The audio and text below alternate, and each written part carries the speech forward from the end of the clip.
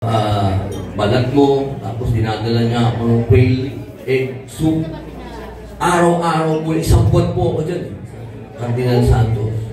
Mas maraming beses niya akong dinalaw. At lagi niya akong binibigyan ng, siyempre, nandyan yung tulong pambayad sa ospital. May dumating ang punto na ang Viva na kay Gandhi Kuhampo, na kay Ramos kami.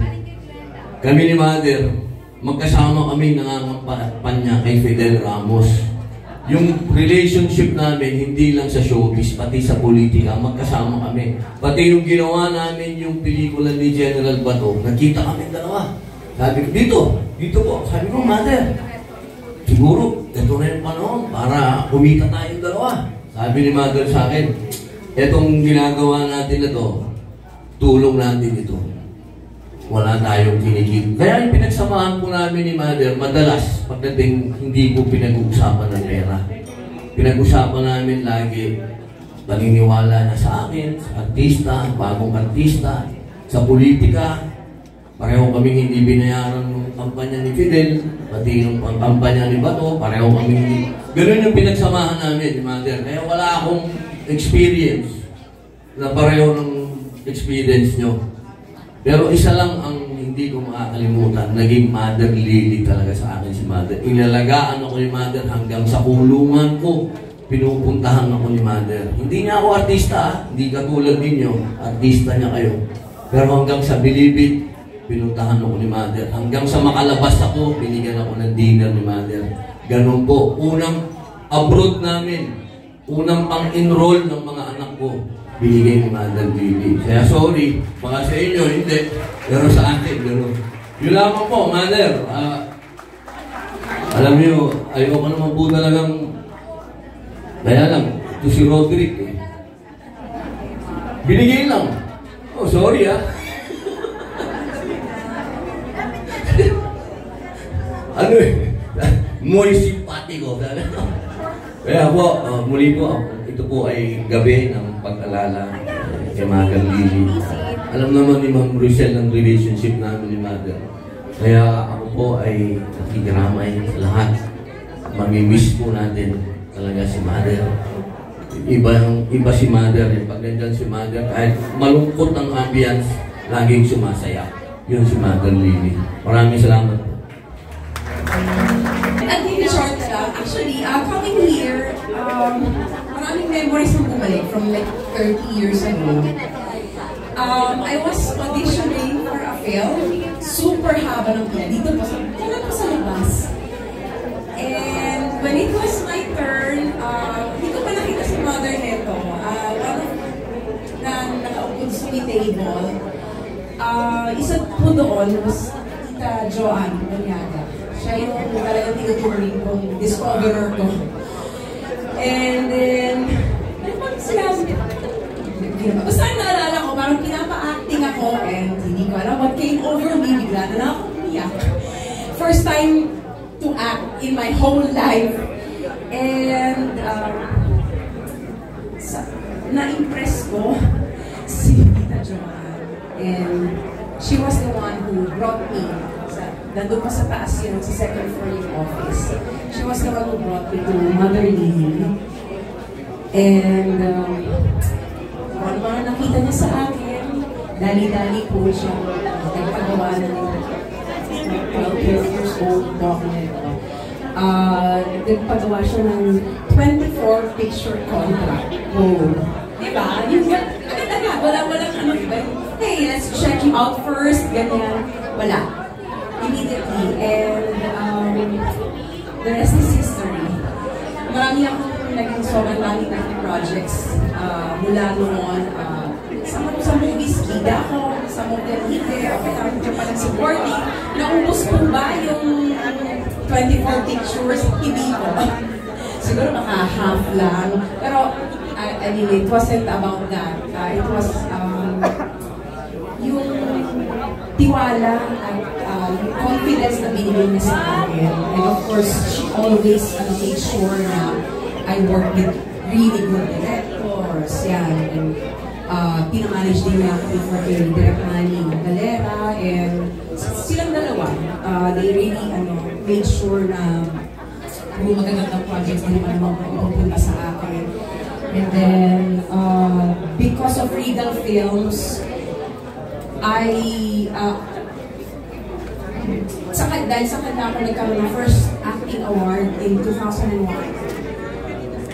And kung hindi ako nagkakamali kasi medyo hindi ko na rin alam yung I think to this day, I still hold the record ng being the youngest Urian awardee for Best Actress. And it's all because of Mother. So, I came from abroad, and sabi ko talaga, pero kahapon naman to, nalaman ko na until today na lang yung progress, sabi ko, I will not miss it for the world. Kahit na jet lag pa ako. Kahit hindi kami masyado nagkikita ni Mother, she's always been kind to me, very warm, and very motherly. And mamimiss ka namin lahat. You know, you are a showbiz icon. And lahat kami nandito kasi mahal na mahal ka namin. So, goodbye for now, and thank you. Mali ang introduction mo sa akin dahil hindi ba ako actress, no? Hindi ako mga umarte. Si Mother, nakilala ko siya, single pa ako. Sinama ko ni Ethel Ramos sa office na sa Escolta. Maliit na office lang, kasi kita ko si Mother. Sino yan? Ethel, yan ang producer.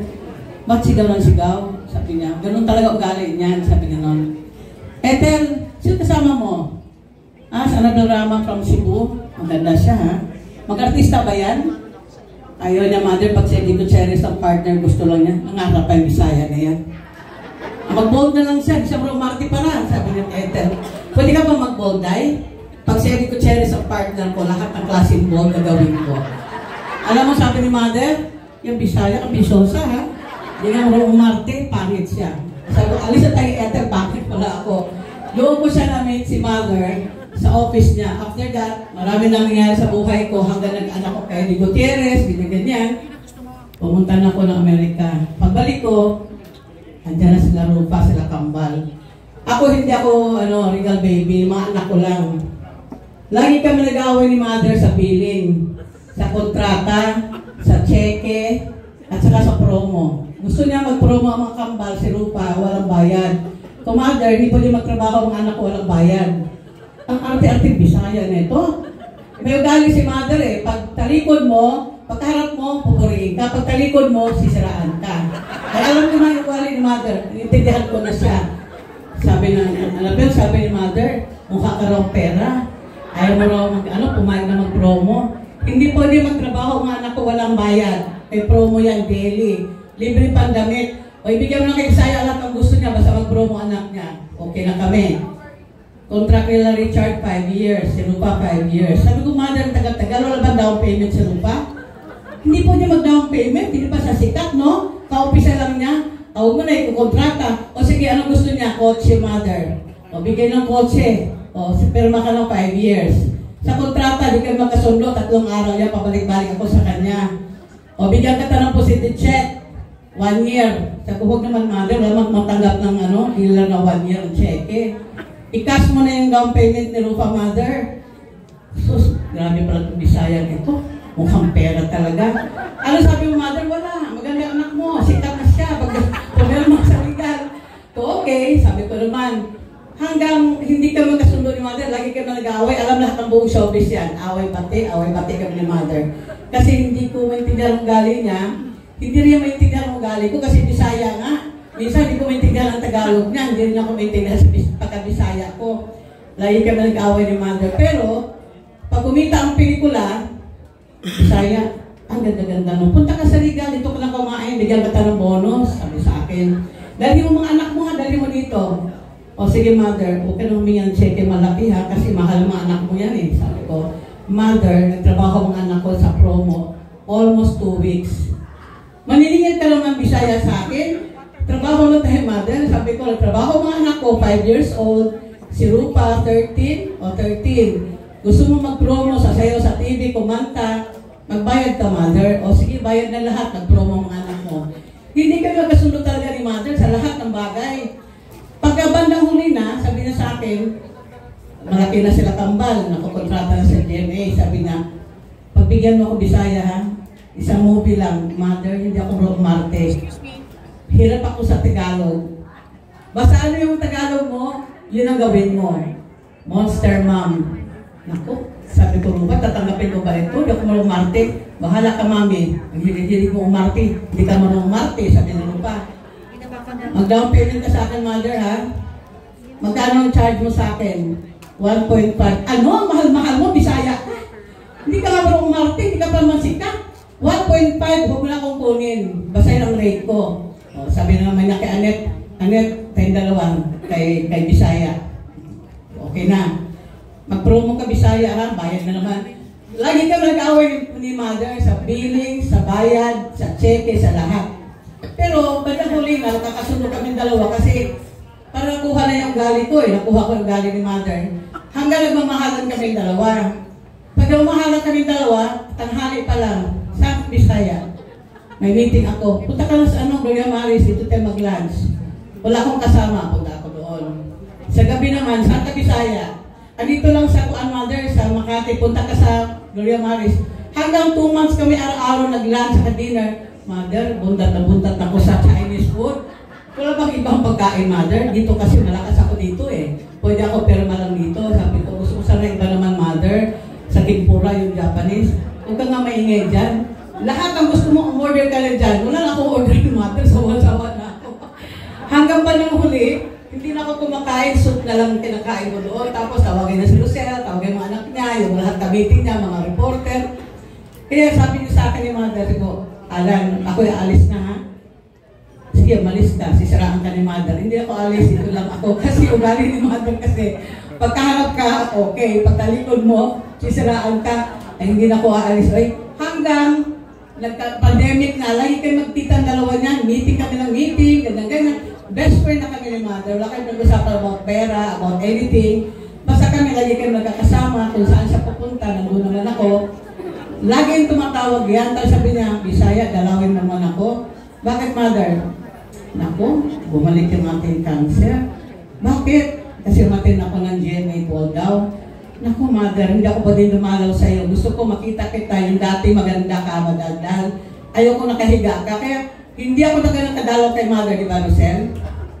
Ayaw ko talaga siya makita talaga. Umiyak na lang ako sa kanya. Pag natawagan niya ako, mahinang-mahinang boses niya. Sabi niya, Bisaya. Love na love kita. Dalawin mo ko Bisaya naman sa bahay ko.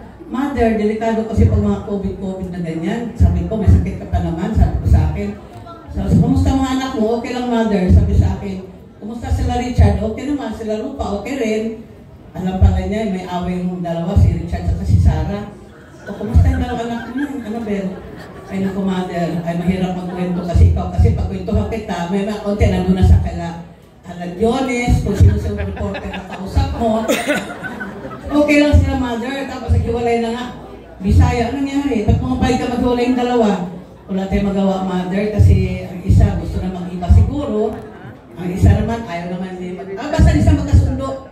Yun lang bang balita mo sa akin? Yun lang, Mother. Kasi alam ko, marami reporter dyan mamayang gabi. Marami na alam ko.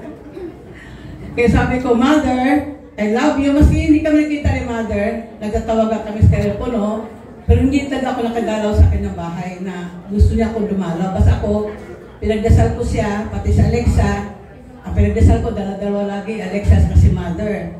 Kaya sabi ko, Mother, magpakabait ka dyan, Mother, huwag ka magsigaw-sigaw para hindi ka magkasakit.